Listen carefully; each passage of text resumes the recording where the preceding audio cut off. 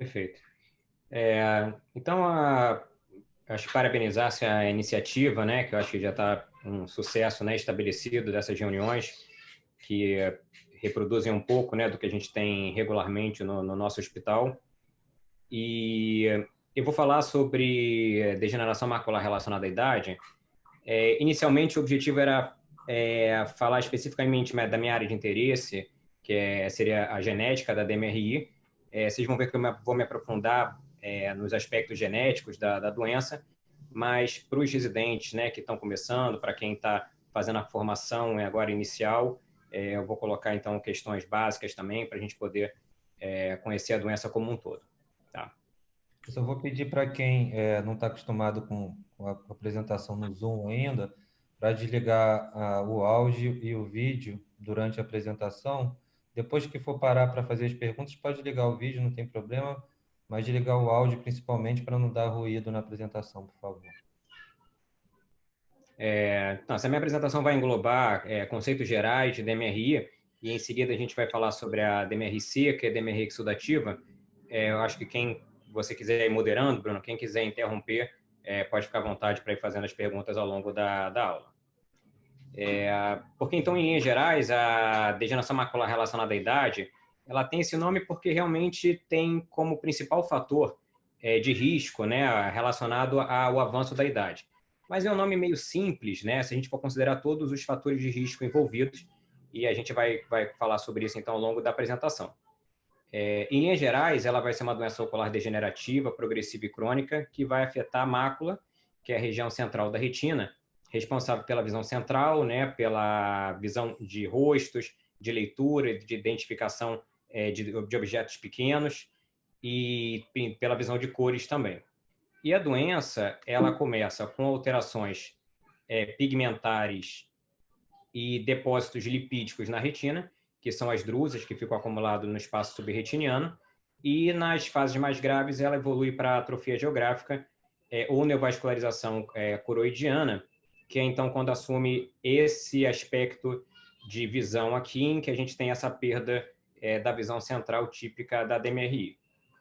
Nas fases iniciais, uma perda leve, um sintoma também bastante comum é a metamorfopsia, que pode ser ilustrada, por exemplo, aqui com massa grade de Ansler, em que a gente vê essa distorção da imagem sempre na visão central. É uma doença que, talvez no Brasil, por ter ainda a frequência alta de doenças que têm a cegueira evitável, como glaucoma, catarata, a própria retinopatia diabética, é uma doença que não é tão frequente no nosso dia a dia, mas nos países desenvolvidos já é uma das principais causas de cegueira legal na população mais idosa. Então, acomete cerca de 7,2 milhões de pessoas nos Estados Unidos e no Brasil já é 5,4% das causas de cegueira, sendo 10% das causas de cegueira nos pacientes com mais de 80 anos de idade. Flávio, A prevalência só um minutinho que estão riscando a tela. foi É, eu mesmo. É porque eu risquei aqui errado só, risquei meio errado no começo. Ah, mas é você mesmo então, né? É, Ah, tá, beleza. Então tá? tá bom, desculpa aí. Pode... É porque às vezes, se tiver acionado, qualquer um pode riscar, mas se é você, tá bom. Se o risco estiver fora do lugar, você me avisa aqui para eu... Mas acho que estou tentando sinalizar aqui como pointer. Tranquilo, beleza. E aí, então, a idade, ela vai acometer, então, desde praticamente nenhum caso com menos de 50 anos, até 18,5% dos pacientes com mais de 85 anos. Tem como principais fatores de risco, então, a etnia caucasiana, que a gente vai identificar pela pele, mas principalmente através da íris clara, em que aumenta cerca de 4 vezes o risco de doença, e o tabagismo como principal fator ambiental, que aumenta em cerca de 3 vezes. E aqui a gente vai perceber que a gente tem uma perspectiva de que ao longo das próximas décadas a gente vai ter um aumento progressivo dessa frequência dessa população mais idosa. Então o Brasil, né, ele continua com essa pirâmide populacional, com esse aumento da faixa etária mais idosa.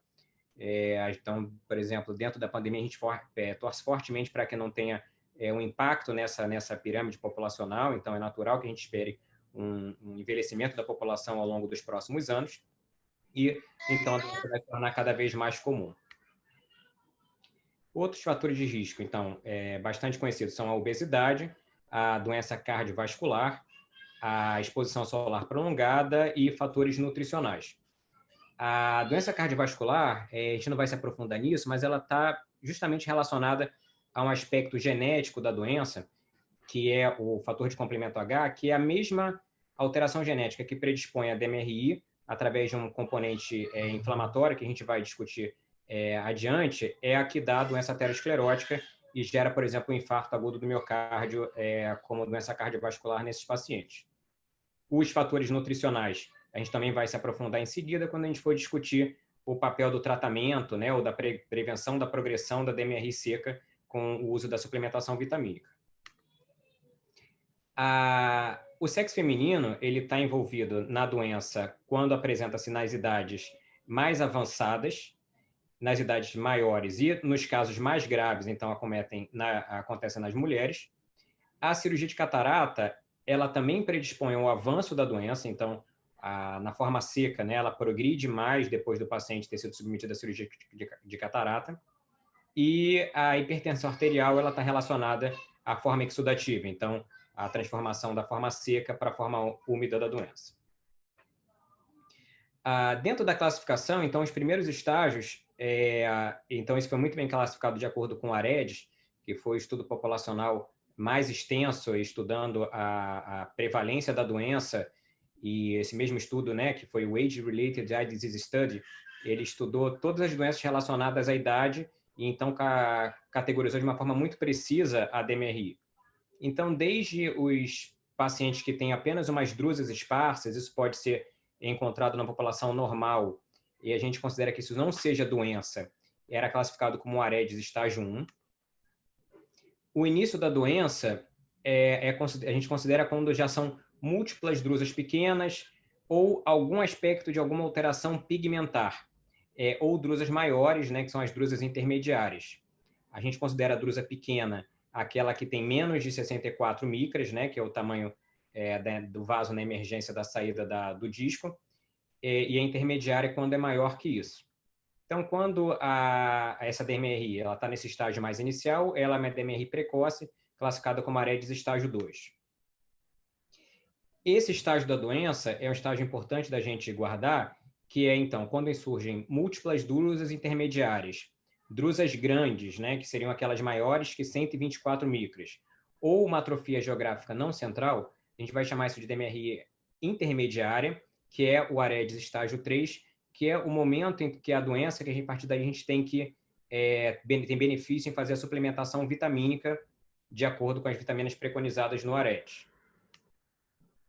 E o estágio 4 é quando tem a doença avançada, né? Então, a doença avançada ela pode ser caracterizada pela atrofia geográfica, então, quando tem a forma avançada da DMRI seca, ou a cicatriz disciforme, que é a forma avançada da DMRI exudativa. Esses componentes, né, eles são 10 a 20% dos casos, mas são 80% daqueles que têm a perda visual central, então, que tem realmente comprometimento visual pela doença. E então, entendendo como é que a doença surge, obviamente, então, o mais impactante é o avanço da idade, mas a gente tem uma composição também com predisposição genética e um insulto do ambiente, como a gente colocou do tabagismo, a exposição solar prolongada. A doença surge quando a gente tem esses depósitos lipídicos da membrana de Bruch, né, no espaço subretiniano, que leva, então, ao acúmulo de radicais livres, um estresse oxidativo, danos celulares, e toda essa fisiopatologia, essa sequência, ela é mediada por um estado inflamatório sustentado que que é mediado fortemente pela via alternativa do complemento, que tem como principais fatores pró-inflamatórios, por exemplo, o C3, o fator B, o fator D, e tem como principal fator anti-inflamatório o CFH, que é o fator de complemento H.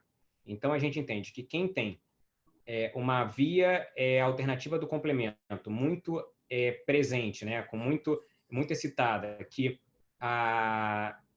tem um estado inflamatório sustentado subretiniano, ele tanto desenvolve, a gente vai ver o impacto disso na doença, tanto na instalação da DMRI, quanto na progressão das formas graves, e a gente vai, em última instância, falar, inclusive, sobre o prognóstico com o tratamento com os antiangiogênicos.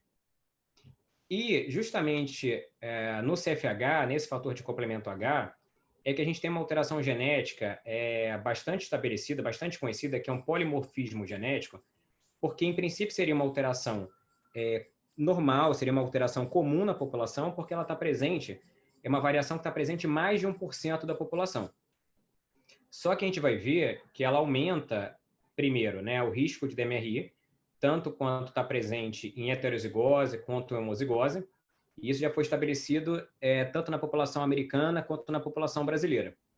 Essa alteração genética, ela é conhecida, ela é um braço longo do cromossomo 1, na posição 32, e ela altera uma base nitrogenada desse gene, e isso faz uma alteração de um aminoácido na proteína final. Então, faz com que essa proteína final do CFH ela seja mais fraca, então ela inibe menos a via alternativa do complemento, e isso faz essa doença inflamatória, que é a mesma fisiopatologia desse fator de risco como para a doença aterosclerótica. A gente tem diversos outros genes, né, para DMRI, então a gente tem o LOC387-715, que também causa uma mudança no aminoácido final e aumenta o risco de DMRI. A gente tem um gene do próprio VEGF, né, o fator de crescimento do endotélio vascular, e além de, então, aumentar o risco de desenvolvimento de DMRI, essas alterações genéticas aumentam o risco de progressão da forma precoce para a forma avançada. Então, aqui, por exemplo, se a gente for perceber a taxa de progressão da DMRI, quando a gente tem juntos o alelo de risco do fator de complemento H, que esse alelo é C, então a gente vai ver que o genótipo CC, a gente vai falar bastante ao longo dessa apresentação, é o genótipo de risco para DMRI, quanto ao polimorfismo do fator de complemento H, esse Y402H. O CT é heterozigose e o TT é o alelo selvagem, né? Então é o alelo de bom prognóstico. Então, quando a gente tem essa alteração genética, junto com, por exemplo, a alteração genética do LOC387-715, a gente tem uma taxa de progressão da doença significativamente maior do que quando, por exemplo, a gente tem os alelos selvagens desses dois polimorfismos. Então, né, a gente teve a oportunidade de estudar esse perfil genético na nossa população brasileira, então, tudo que eu estou falando de populações estrangeiras, a gente teve a oportunidade de estudar em populações brasileiras, e se aplica, né, igualmente. E, inclusive, a gente tem um outro gene, que é o gene regulador do CFH, e que ele vai, então, funcionar como se fosse tudo ao contrário, né? Então, ele é um regulador do complemento, então, ele vai ter uma deleção, então ele vai estar mais alterado no grupo controle, né? Então, porque justamente como ele é um regulador do CFH, a proteína que ele produz, ela tem um papel protetor contra a DMRI. Outros genes que a gente também identificou na população brasileira foi o HTRA1, tá? Então, a gente vê que é um modulador de protease, né, que atua na geração de proteoglicanos na matriz extracelular, e essa frequência do alelo A, que nesse caso é o alelo de risco para esse gene, ele está significativamente mais presente nos pacientes do que nos grupos controles. E aqui é um bom exemplo para a gente entender como que às vezes a análise genética ela pode ser complexa, porque é um polimorfismo. Então, ele está presente em 36% dos indivíduos normais, então dos controles que foram estudados nessa pesquisa. Então, só que essa diferença, né, para os pacientes é estatisticamente significativa, então por isso que a gente vai poder falar aí desse polimorfismo como fator de risco para DMRI. E aí, então, voltando, né, para tratamento da DMRI, primeiro considerando independente de questões genéticas, tá? Então, isso já está estabelecido aqui desde 1988, que a frequência o papel das vitaminas, né, na prevenção da DMRI. Então, a gente vê que a frequência de consumos, né, de frutas e vegetais ricos em vitaminas A e C tem uma associação negativa com a prevalência da degeneração macular, após todos os ajustes estratificados para a idade. Então, quanto maior, né, a frequência do consumo regularmente dessas vitaminas, em estudos populacionais, já está estabelecido que o indivíduo ele fica protegido em relação à DMRI. E, em seguida, os primeiros estudos mostraram que a suplementação de zinco justamente diminuía o risco também de DMRI por essa inibição da via de ativação do complemento. Então, quando a gente suplementa esses pacientes especificamente com zinco, a gente tem uma diminuição da prevalência de DMRI numa determinada população. Foram evidências, né, como essas que levaram aos primeiros estudos para tentar fazer uma intervenção na DMRI seca para prevenir a sua instalação e a sua progressão. Então, no início, foram estudados exatamente os antioxidantes em altas doses, vitamina C e E e beta-caroteno, associado ou não ao zinco. E quando a gente vai ver o grupo aqui do comparativo das curvas, a gente vai perceber que quando está num AREDS, né, uma classificação muito baixa, né, então o AREDS 1, por exemplo, aqui, o AREDS 2 aqui, a gente não tem benefício estatisticamente significativo da suplementação de vitaminas ao longo de 10 anos de acompanhamento. Por isso que a gente não indica a prescrição nesse grupo de pacientes. A partir do estágio 3, né, e no estágio 4, que a gente percebe uma diferença que é mais clinicamente relevante. E é essa a diferença, né? Então, porque acho que é importante para quando a gente vai considerar insistir, né, ou prescrever um antioxidante para um paciente, a gente vai sempre considerar as questões socioeconômicas, né, para a gente poder entender qual que é a relevância dele, relevância para ele dessa suplementação vitamínica ao longo de 10 anos. A gente vai diminuir nos grupos do AREDS 3 e 4, ou seja, aqueles com fundo de olho que eu descrevi, né? Então, múltiplas drusas intermediárias, ou pelo menos uma drusa grande, com atrofia geográfica não central, e no grupo 4, né, que é a atrofia geográfica ou a DMRI neovascular, a gente diminui de 44% para 34% o risco de perda visual ao longo de 10 anos de acompanhamento. Essa é a redução de 27% de risco de perda visual. Ou seja, a gente sempre vai lembrar que é uma estatisticamente significativo, mas cada um vai ter uma interpretação em relação a qual é a relevância clínica dessa redução de acordo com o grupo que a gente estiver estudando. O próprio AREDS, então, em seguida, ele percebeu, então, teve a avaliação da luteína e zeaxantina, que são carotenoides principais componentes dos pigmentos maculares, que já se sabia in vitro que reduzem a exposição à radiação ultravioleta, protegem a retina e o EPR contra o estresse oxidativo, estão presentes normalmente em vegetais coloridos, em flores. E, então, esse foi o que foi estudado no AREDS 2. O objetivo era avaliar se adicionar luteína e zeaxantina trazia benefício. Também foi estudado nesse mesmo estudo se ômega 3 traria algum benefício, né? Então, já adianto que não teve benefício, por isso que ele não faz parte da fórmula. Eliminar o beta-caroteno, que aí foi evidenciado, a gente vai ver que preveniu o desenvolvimento de câncer de pulmão que estava relacionado à suplementação de beta-caroteno, e reduzir as doses de zinco que tinham efeitos gastrointestinais como efeito colateral. E aí, em relação a esses resultados, o AREDS 2 viu que a suplementação da luteína e zeaxantina trazia um benefício em relação à progressão, à prevenção da doença. Aqui a gente vê que a ação do ômega 3 era irrelevante, por isso que então, ele não faz parte da fórmula mais do AREDS 2. A dose de zinco não fazia diferença e, principalmente, o beta-caroteno, ele significativamente mostrou que tirar o beta-caroteno da fórmula reduzia o risco de câncer de pulmão. Então, isso considerando que o AREDS ele já era contraindicado para tabagistas em atividade. Então, só tinham sido estudados pacientes que tinham abandonado o tabagismo, né? Então, independente de fumar ou não, o paciente não pode fazer essa suplementação com beta-caroteno. Então, essa assim que ficou. Aí a gente tem a fórmula atual do AREDS 2, que é o que está estabelecido até hoje, em que a gente indica para todos os pacientes, né, que tem condição, né, de fazer o tratamento contínuo ao longo de 5 a 10 anos, a partir do estágio 3. E aí, se a gente for perceber, né, juntando um pouquinho da genética aqui agora, que a gente falou que, por exemplo, o zinco, ele age justamente inibindo aquela ativação do complemento exacerbada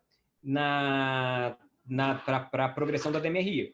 E a gente, então, já viu que esse mecanismo ele vai estar presente em apenas uma porcentagem dos pacientes, que é o que tem o polimorfismo de risco do CFH.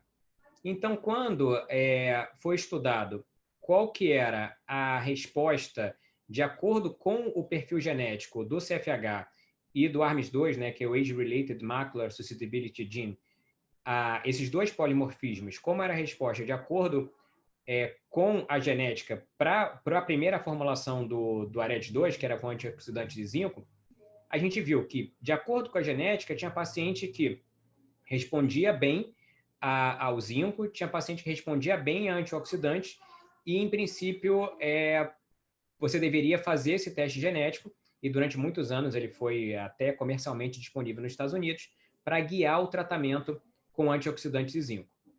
Em seguida, né, novos estudos populacionais maiores falaram contra essa associação, e especificamente em relação à genética e à suplementação vitamínica, isso é um ponto ainda que está muito controverso. Em linhas gerais, né, um outro aspecto da suplementação vitamínica que é muito favorável à suplementação vitamínica, especificamente na população brasileira, é que quanto menor a ingesta basal, melhor o resultado, né, mais significativa a suplementação vitamínica. Então, talvez esse seja um fator importante na população brasileira que motive a gente a prescrever as vitaminas, já que a genética, a gente não tem ainda estabelecido se a gente pode se guiar pelo exame genético para decidir quando, né, e para quem prescrever os antioxidantes. Querem abrir para alguma discussão? Doutor Aderbal, alguém que especificamente nesse intervalo agora para a gente começar a falar sobre DMRI exudativa? Flávio, você acha que o perfil genético, em algum momento, vai te guiar o esquema de tratamento do DMRI, assim, não só no AREDS, como você falou, mas também na injeção?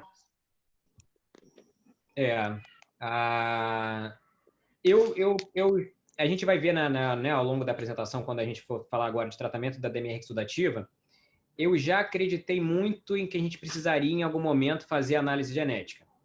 A minha dúvida é se atualmente, né, os regimes de tratamento que a gente tem com os anti-VEGFs, com os diferentes regimes, né, que estão sendo cada vez mais desenvolvidos, eventualmente já não faz que todos os diferentes perfis de pacientes sejam contemplados em algum momento.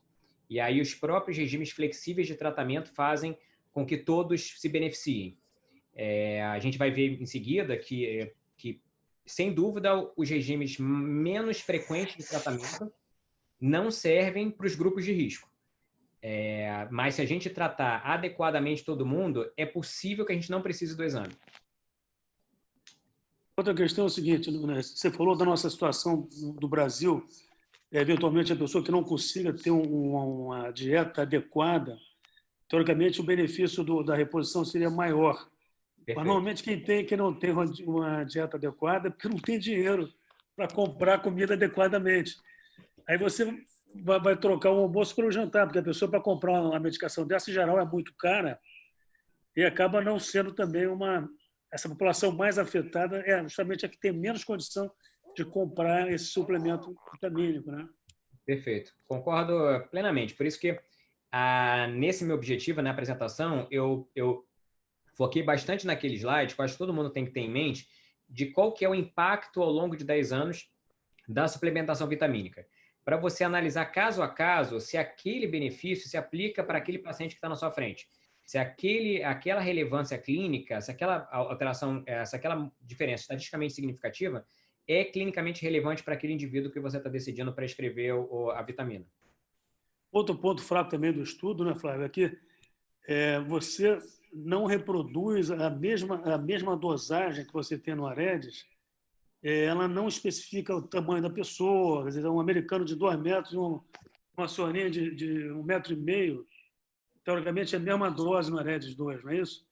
E essas formulações que nós temos disponíveis, praticamente só tem uma, parece que tem realmente a formulação do Aedes, todas são diferentes, né?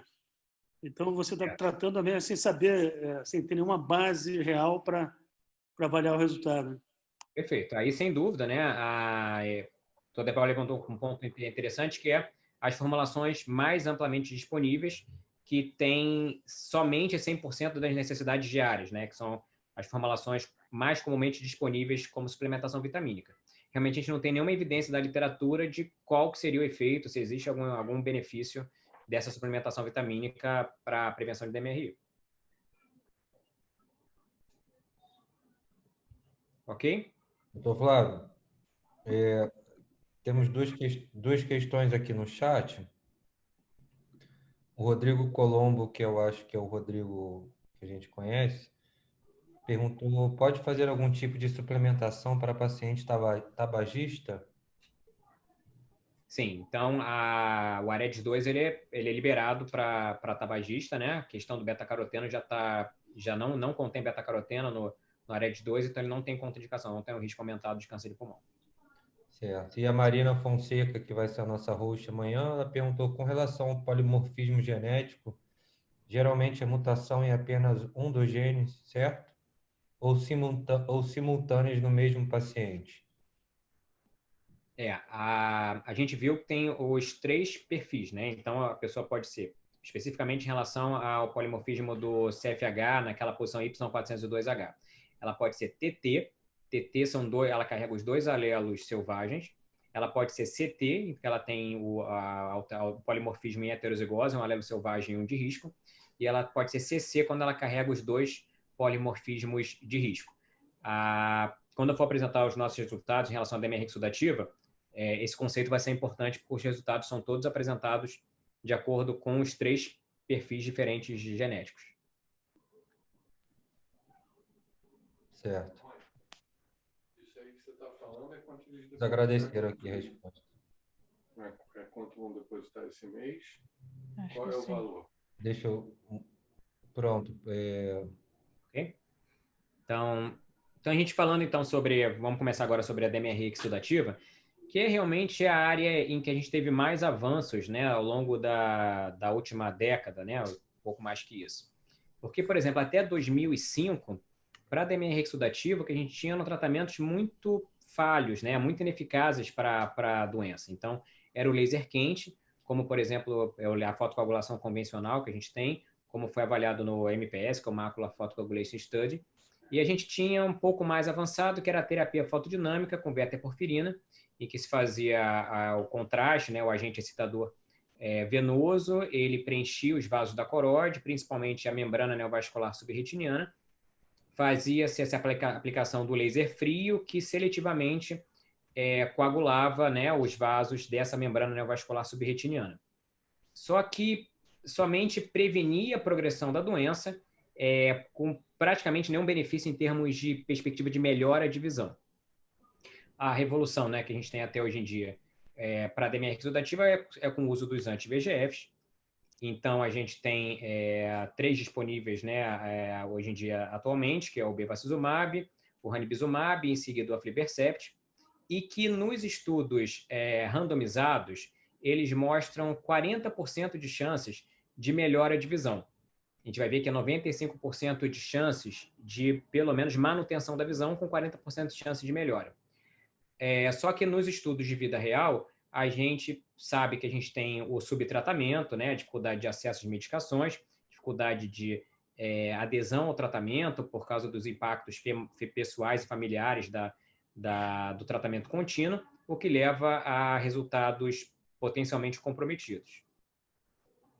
A medicação, né, então, a primeira que foi estudada, né, foi o ranibizumab, e que, por exemplo, para a membrana neovascular predominantemente clássica, a gente consegue ver no gráfico como que a visão realmente ela melhora logo em seguida das primeiras injeções. Então, nesse caso, né, os estudos pivotais, né, foram feitos com injeções mensais e que, comparado ao tratamento que a gente tinha disponível, né, que era o PDT, ele tem uma melhora bem mais significativa do que o PDT em termos de melhora de visão. E o que a gente, né, bem significativa, a perspectiva do paciente parar de perder visão ao longo do tratamento. Então, isso é uma coisa que, quando a gente conversa com o paciente, a gente pode praticamente transmitir para ele uma segurança de que o risco dele continuar perdendo visão com o tratamento é muito baixo. Em seguida, a gente teve o aflibercept, que passou a oferecer o mesmo resultado com injeções a cada 2 meses. Então, depois das injeções iniciais, mensais, 3 injeções iniciais, passava a se fazer a cada 2 meses e se obteve o mesmo benefício. Então, os mesmos 95% de chances de manutenção da visão com o tratamento. O que foi percebido é que a limitação desse regime regular de tratamento, com doses mensais, em que o paciente precisava fazer injeção mensal, além de toda a reavaliação, trazia um fardo, né, um burden muito grande para o tratamento contínuo, e começaram a se estudar os regimes flexíveis. E, no início, começou-se a avaliar, então, os regimes bastante flexíveis. Então, o paciente tinha que ou perder visão ou ter um aumento de espessura muito significativo no OCT para se indicar o retratamento. E, de qualquer forma, ele tinha que vir para avaliações mensais para se decidir quando ele precisava tratar ou não.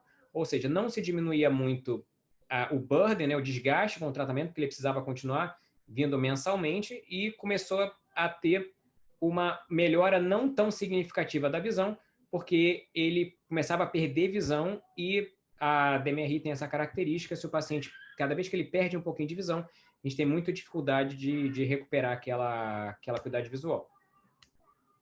Em seguida, a gente teve regimes flexíveis, né, um pouco mais rigorosos, que seria, por exemplo, então, que a gente chama do regime pró-renato, de acordo com a necessidade, em que a gente trata com qualquer perda visual, com qualquer surgimento de hemorragia ou cisto intrarretiniano, quando tem qualquer fluido, né, ou ressurgimento ou aumento no ACT, ou recorrência e persistência da hemorragia. E durante algum tempo a gente entendeu que é um regime bem rigoroso, de acordo com a necessidade, até fornecia resultados de acuidade visual bem semelhantes aos regimes mensais. Mas lembrando que isso não diminuía muito o desgaste, porque o paciente precisa ser avaliado mês a mês para ser decidido quando ele vai fazer o retratamento. O regime mais adequado, né, então, acho que ele que é mais estudado atualmente, é o regime de tratar e estender, em que a gente tenta reduzir o número total de visitas, diminuindo o desgaste para o paciente sem prejuízo ao resultado final do tratamento. Nesse regime para a DMRI exudativa, a gente faz as 3 primeiras doses iniciais, em seguida a gente faz uma avaliação. A cada vez que a doença estiver inativa, a gente aumenta 2 semanas em relação ao intervalo para a próxima avaliação, que vai ser o mesmo momento em que o paciente vai fazer a próxima injeção intravítrea. Se naquele momento em que a gente estendeu demais o intervalo, a gente notar que a doença progrediu, que a doença voltou em atividade, a gente subtrai 2 semanas do próximo intervalo, até que em alguns meses a gente vai conseguir identificar qual que é o regime, qual que é a frequência ideal de tratamento para aquele indivíduo em particular. Então, aqui, a gente tenta adequar o regime do tratamento, personalizar de acordo com os diferentes perfis de gravidade. E, em linhas gerais, né, a gente sabe que, então, que o Treat and Extend, então, comparando com o regime mensal, ele foi estudado pelo T-Rex, né, então um estudo bem grande que mostrou que a acuidade visual final é igual em relação aos 2 tratamentos, não tem diferença em relação ao ganho de letras e nem à espessura retiniana, e você diminui o número total de visitas daquele indivíduo. E o Treat and Extend, em princípio, ele oferece uma acuidade visual melhor do que o PRN, principalmente se aquele regime só de acordo com a necessidade tiver alguma flexibilidade e ele for aquele PRN meio modificado, aquele PRN que é feito no dia a dia, esse paciente ele perde visão ao longo do acompanhamento, né? Então ele não tem todo o potencial de visão, né? Todo o potencial de tratamento que a medicação oferece. O que a gente estudou, né? E aí, em pacientes que faziam o estudo, no caso, com bevacizumab, né, de acordo com a necessidade, então, primeiro a gente teve uma evidência, diversas evidências em estudos internacionais em que a gente percebia que com esse regime PRN mais ou menos flexível, os pacientes com o genótipo TT, então a gente viu que são os alelos selvagens para o fator de complemento H, ou CT, os heterozigotos, até melhoravam a visão ao longo do tratamento. Só que os pacientes de risco CC, eles perdiam visão ao longo do tratamento. A gente, então, conduziu, né, no Hospital dos Servidores um estudo, né, semelhante, principalmente para avaliar se esses dados de outras populações se aplicavam à população brasileira, e a gente percebeu um resultado bastante semelhante àqueles estudos internacionais. Então, a gente percebe que os pacientes heterozigotos e os pacientes homozigotos para o alelo selvagem até melhoram a visão com PRN flexível, e os pacientes com o genótipo de risco não melhoram quando eles são submetidos a um regime de tratamento com doses muito flexíveis, né? Então, o Prorenata, sendo que esses indivíduos do estudo, na época, eles fizeram ao longo de um ano em torno de 5 ou 6 injeções. Quando a gente vai perceber, né, na literatura o aspecto controverso desses resultados de farmacogenética, em linhas gerais é o seguinte: se o paciente fizer um regime muito rigoroso de tratamento, ou um regime mensal, como nos estudos pivotais, ou um regime muito rigoroso de acompanhamento, esse aspecto genético ele se dilui. Então, todos os indivíduos melhoram. Os mesmos com os prognósticos, com prognóstico pior pelo aspecto genético. E quando a gente é mais flexível com o tratamento, esse tratamento ele serve para os pacientes com melhor prognóstico, mas os pacientes com prognóstico pior, eles não se beneficiam. Então, aí que vai, exatamente, a gente consegue responder a pergunta do Dr. Aderbal. A gente agora, como se tivesse duas opções. Ou a gente antecipa um exame genético para guiar o tratamento e definir quem que a gente precisa ser mais rigoroso ou não, ou a gente tem que adotar um protocolo rigoroso de tratamento para todo mundo. Se a gente for entender que o mensal traz um prejuízo, né, um fardo muito grande para o paciente, a gente tem que encaixar ele, né, ou num PRN muito rigoroso, ou, por exemplo, num treat and extend, para que, independente da genética, a gente possa garantir que esse paciente vai ter um bom resultado. Tá? E em gerais é isso, vamos continuar então com as perguntas. Tá? Só sinalizando que essa diferença que a gente discutiu aqui no trabalho é estatisticamente significativa. Então, Flávio, o pessoal assim, já tem 15 anos, mais ou menos, de tratamento com anti-VEGF, né? Os estudos mostraram, de vida real, que a grande maioria dos pacientes, ao longo desses 15 anos, perderam visão. Na verdade, sempre eu falo aos pacientes, olha, você tem 90% de chance de estabilizar e 40% de chance de melhorar. Mas, ao longo do tempo, a maioria perdeu. Só quem conseguiu manter mais visão foram aqueles que fizeram, em média, de 7 a 9 injeções por ano, né, durante esse tempo todo. Mas, na minha prática, eu acho que na prática da maioria, isso acaba não sendo muito viável, porque o cara não consegue agendar a consulta, depois você tem que, aqui no Brasil, marcar o OCT, depois tem que pedir autorização, que pode demorar 2, 3 semanas, enfim. O que você vê na literatura não se aplica no nosso mundo cotidiano. Então, a maioria dos pacientes realmente perdem visão com o tempo, pelo menos na minha experiência, não sei se é de todo mundo, né? O que você acha disso? A gente tem algumas peculiaridades em relação no Brasil, né, o tratamento com anti-VEGF. Acho que uma das mais relevantes é a questão do cenário de centro cirúrgico, né, para aplicação do anti-VEGF no Brasil. Então, quando a gente fala, né, por exemplo, muito de PRN rigoroso ou de treat and extend, por exemplo, em populações dos Estados Unidos e alguns centros maioria dos centros na Europa, o paciente ele faz o anti-VEGF nessa mesma visita que ele veio para a visão, para o OCT, ele ou faz no próprio consultório ou ele faz, né, num setting ali de retina, num Retinal Therapy Unit, em que ele, logo em seguida da avaliação de fundo de olho de OCT, ele tem um espaço destinado especificamente para a aplicação do anti-VEGF. Então, realmente a questão burocrática, né, do Brasil traz peculiaridades que a gente teria que realmente, né, o que eu tenho na prática são, a gente não faz, né, o teste genético, né, com finalidade de não estar disponível comercialmente, a gente não faz com objetivo, né, de objetivos na prática, mas a gente tem vários pacientes que ao longo desses últimos anos foram incluídos em diversos protocolos de pesquisa e a gente sabe o resultado genético deles. Realmente, quando a gente vê que ele é homozigoto para o CFH, a gente tenta ficar mais atento a ele, tenta acompanhar ele mais de perto, tenta, por exemplo, antecipar pedidos de intravítrea, né, para deixar já autorizado logo em seguida dele vir para o exame e para viabilizar de uma forma, né, especificamente para aquele paciente mais viável o tratamento.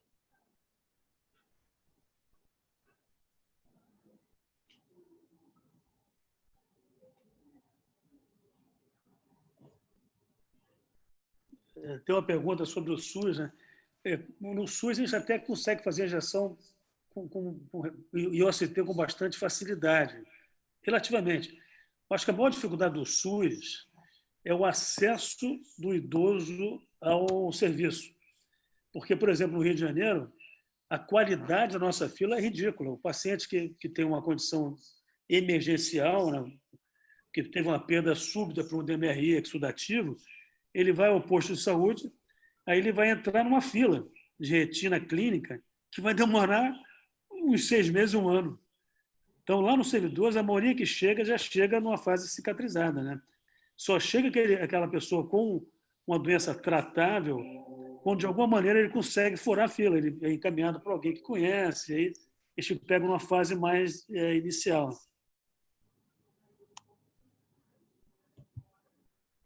Infelizmente, a organização da fila do SUS não tem muita lógica, né?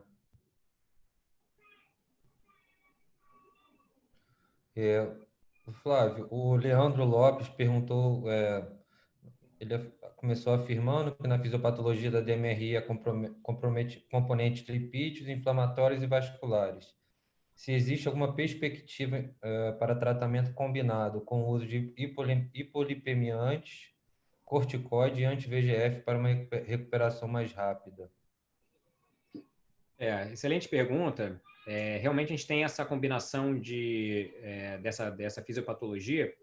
E aí, por exemplo, o resultado dos hipolipemiantes, a gente vê um aspecto fundoscópico bastante interessante, que é a gente consegue, em alguns casos, secar as drusas, né? Então, muitas vezes que foram apresentados resultados como esse, o hipolipemiante, ele muda aquele componente da drusa mole, que tem aquele aspecto lipídico, e ela parece mais seca, né? Os resultados, as pessoas geralmente apresentam os resultados dessa forma, só que a gente entende que a progressão para atrofia naquela área da drusa não deve mudar. Então, a gente não vai encontrar benefício em secar a drusa se a progressão para atrofia ela vai se manter.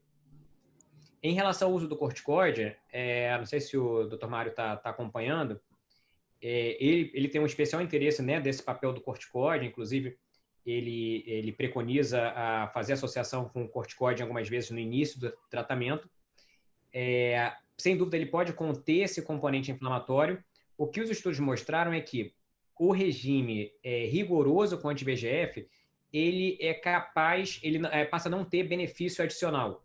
Então, é provável que a supressão do VEGF seja suficiente para suprimir os demais mecanismos fisiopatológicos, e aí esses estudos combinados, né, não tiveram superioridade em relação à monoterapia com anti-VEGF.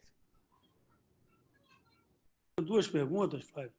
o paciente que tem uma predisposição genética, como você falou, você identifica alguma alteração, por exemplo, de coroide, uma coroide mais doente, mais espessa, ligada a alguma coisa genética? E a segunda pergunta é o seguinte: a gente sabe que o uso de antilipídicos, né, tem a porcentagem de real benefício que ele tem em eventos como morte ou eventos como oclusões de vasos grandes, vasos pequenos, é pequeno, assim, estatisticamente não é muito significativo, não sei os números de fato. Você realmente observa uma redução das drusas significativas com o uso de antilipídico? Porque, se isso for verdade, isso pode ser um grande achado em termos de avaliar o resultado do antilipídico, né, no organismo, não? É, exatamente. De repente, como um fator de mensuração, né, da atuação do antilipídico na circulação, né? Especificamente, né, o que eu tenho em mente são os resultados apresentados, inclusive, no Congresso da USP, pelo Rony Preti, alguns anos atrás. Não sei se tem alguém do grupo da USP que esteja aí, que queira lembrar desse trabalho. Então, são um aspecto fundoscópico muito marcante, né? Depois de algumas semanas, meses de tratamento, uma mudança do aspecto fundoscópico. E que provavelmente não, né, não se avançou nessa intenção, porque o benefício ocular, a gente não entenderia que é benefício ocular, mas como marcador da atuação do lipídico seria interessante. Em relação à coroide, você viu algum achado? Então, o aspecto do fundo de olho que tem a polimorfismo do CFH é um aspecto as drusas são mais presentes. Esse é o aspecto, tem mais drusas, são as drusas, eventualmente também aquelas drusas cuticulares, né? As drusas da lâmina basal, elas também têm uma relação com o CFH.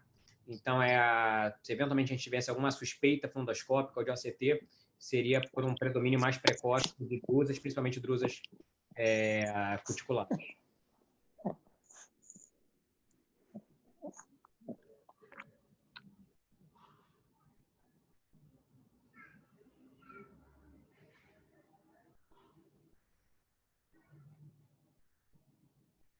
Flávio, quando você tem um caso mais avançado, já tem uma atrofia geográfica já estabelecida, o que você acha que pode ser o futuro aí de tratamento para esses pacientes? Se você acha que transplante de tecido, células-tronco, o que você acha mais promissor para esses pacientes que já têm uma forma mais avançada, com sequelas, com atrofia?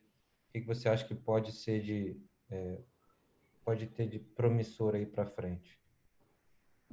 Olha, difícil fazer essa estimativa assim, do que realmente desses estudos vai ter mais avanço, né? Então, né, eu queria chamar a atenção para a questão da visão subnormal, né? Então, você oferecer recurso de visão subnormal para esses indivíduos, então, principalmente os que têm atrofia geográfica central, são os que mais se beneficiam. Então, uma simples magnificação da imagem para você tentar, né, ampliar a imagem ali na retina, tentar buscar alguma região da retina que tenha uma função ali, né?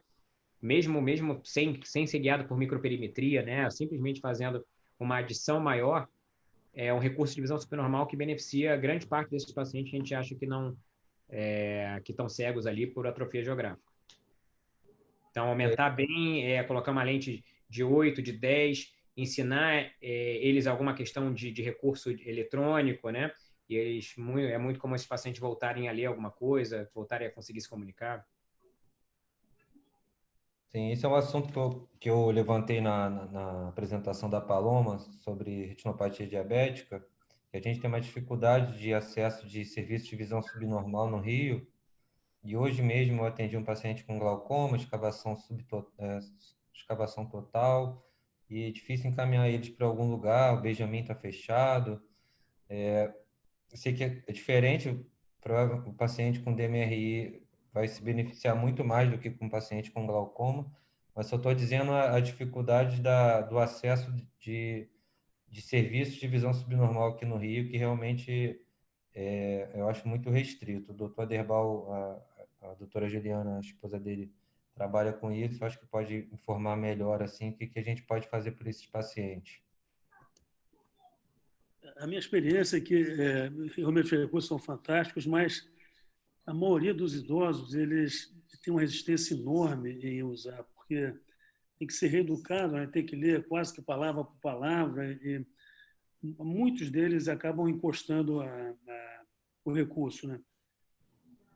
Mas é óbvio que ele está avançando, tem umas lentes novas com prisma, tem alguns casos que são beneficiados realmente, mas, na minha experiência, a maioria acaba desistindo mesmo e se adaptando à deficiência.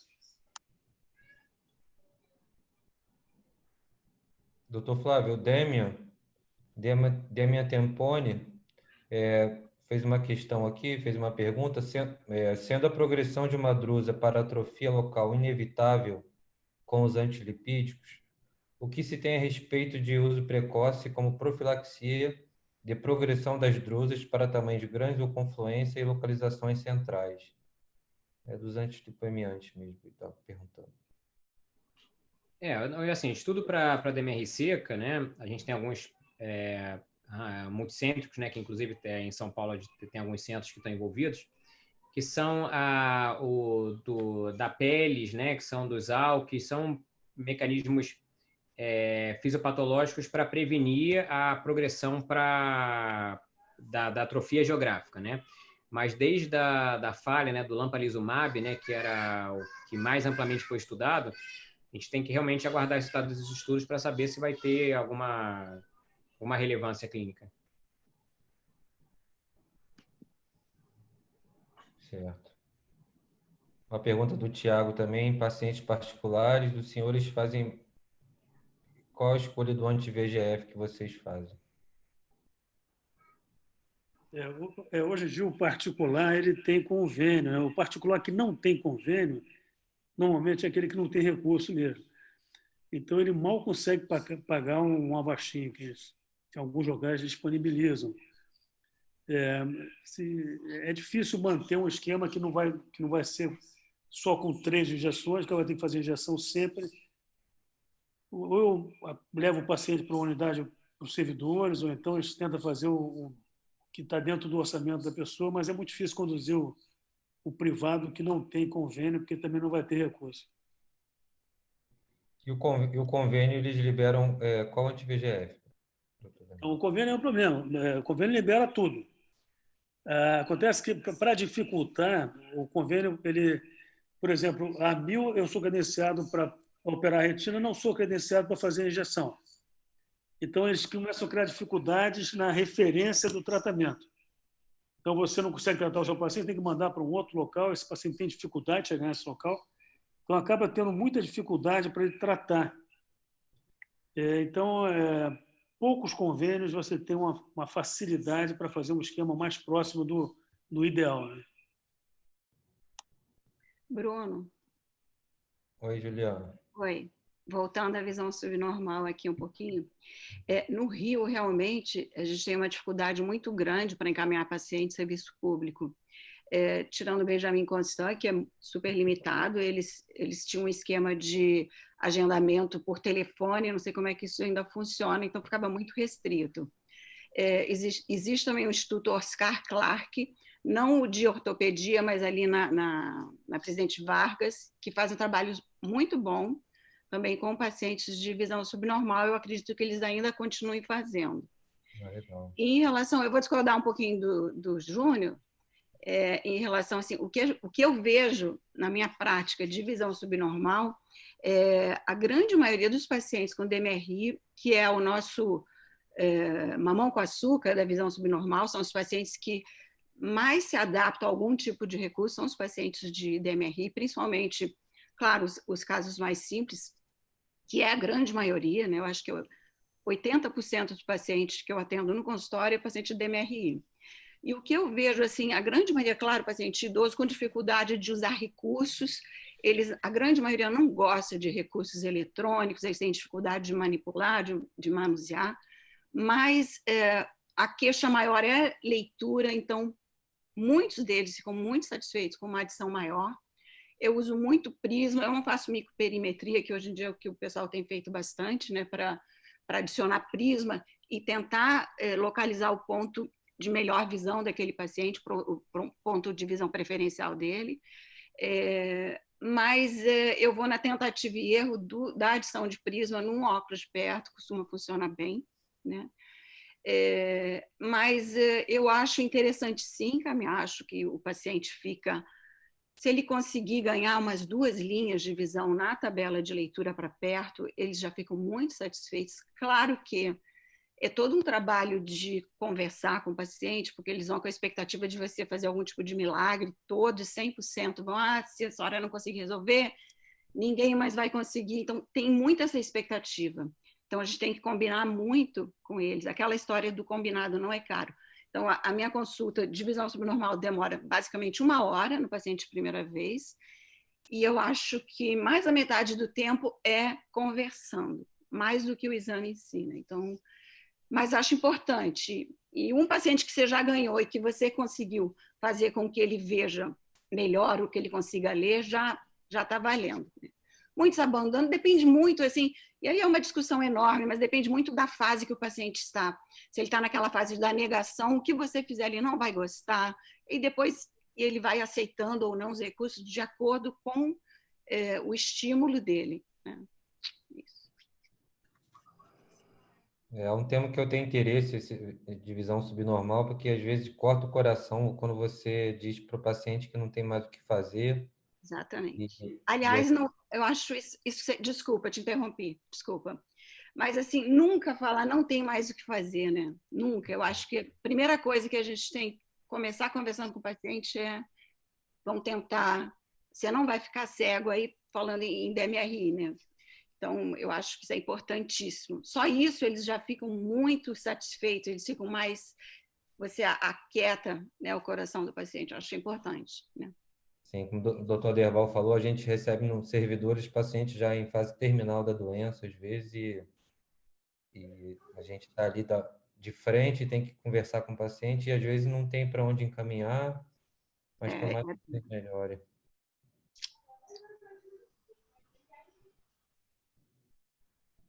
De repente, se a Juliana quiser uma orientação assim dela, em relação a uma magnificação mais simples, acho que todo oftalmologista deveria ter um conhecimento ali sobre esse tipo de recurso, né? Quer falar sobre isso, né? Eu acho, sim, como eu tenho, antes de fazer medicina, eu fiz física. Então, a minha formação, eu gosto, assim, é cansativo, sem dúvida, né? Câncer é uma consulta que demora, porque você vai fazer tudo em armação de prova. No refrator não funciona mesmo. Tem que ser armação de prova, você tem que mostrar para o paciente as limitações, distância de foco. Então, é muito conversar bastante, mas eu acho sim que o oftalmologista geral ou que faz retina, ele deveria fazer adições maiores sem problema nenhum, desde que você oriente, né? Eu acho que deveria fazer parte sim da formação dos residentes, inclusive, e da nossa prática diária, né? É porque é cansativo, assim, tem vários aspectos nisso. Muitas vezes o paciente fica satisfeito quando, por exemplo, quando o Júnior encaminha para mim, ele sai, então ele tem uma outra coisa para ser feita, né? Eu acho que talvez por esse lado, esse efeito psicológico para o paciente, de alguma maneira funciona bem, né? Quando você encaminha para uma outra pessoa para ver o que essa pessoa pode fazer. Por outro lado, muitos pacientes vêm de longe e mesmo os servidores, você fazer ali uma adição maior para o paciente, por que não, né? Você tem o material necessário para isso lá. Vai demandar tempo, mas eu acho que seria importante sim. Você já ajuda um grande número de pacientes só com uma refração simples, né? Nada demais. Refração normal como qualquer outra. Legal. A Juliana Lobo falou que Niterói também tem uma associação, a AFAC, que faz esse amparo aos deficientes visuais e fornecem próteses, bengala e reintegra esses pacientes à sociedade. É muito legal saber. Além do a Cíntia Rivelo, que foi nossa residente, nossa fellow de estrabismo e oftalmopediatria, ela falou que além do IBC e do Oscar Clark, ela falou da AFAC também, então são esses 3, né? E eu acho que é isso, assim, em termos de de perguntas, eu acho que, e de comentários, eu acho que já é isso mesmo. Não Bruno, tem mais. tem aqui o Leandro Lopes perguntando sobre acompanhamento, né, Ah, da sim. MRI, né? Então, a gente falou, né? Então, a partir do estágio 3, né? Ele vai fazer a suplementação vitamínica de acordo com a possibilidade do paciente. E o principal aspecto, né, desse acompanhamento é o diagnóstico precoce da conversão para a doença da forma exudativa. Então, o primeiro aspecto é você orientar muito bem o paciente em relação ao sintoma da metamorfopsia, oferecer para ele uma grade de Ansler e ensinar ele a fazer e ter um canal de disponibilização para ele procurar atendimento dentro de poucos dias, né, que é um prazo bem adequado para o início de tratamento do anti-VEGF, que é o que pode reverter a principal causa, né, o principal momento de ele ter uma perda visual mais grave.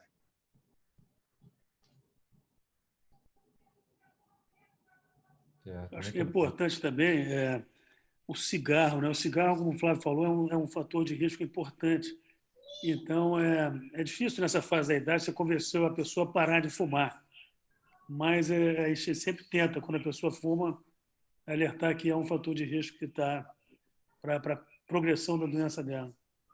Perfeito. Lembrando como, né, as outras medidas ambientais, né, evitar a exposição solar prolongada, então fazer uso de óculos escuros, né, chapéu e ter uma alimentação saudável. Então, essa é a alimentação rica em vegetais, enfim, em alimentos coloridos, né, em vegetais de folhas verdes. Parece que um vinhozinho faz bem, né, Flávio? Álcool, uma dose pequena, não é contraindicado, acho que teria até um possível benefício. Só para lembrar esse dado. Fazer um estudo nisso aí.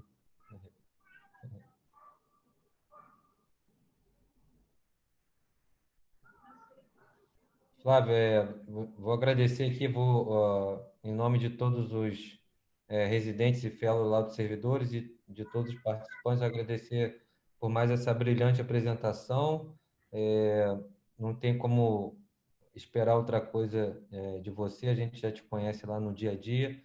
É um staff que está sempre presente lá com a gente, tanto no centro cirúrgico como no ambulatório. Então, só temos a agradecer a presença de vocês lá, a presença sua lá no serviço e passar a palavra aí para o chefe para terminar a apresentação e fechar o meeting. Não,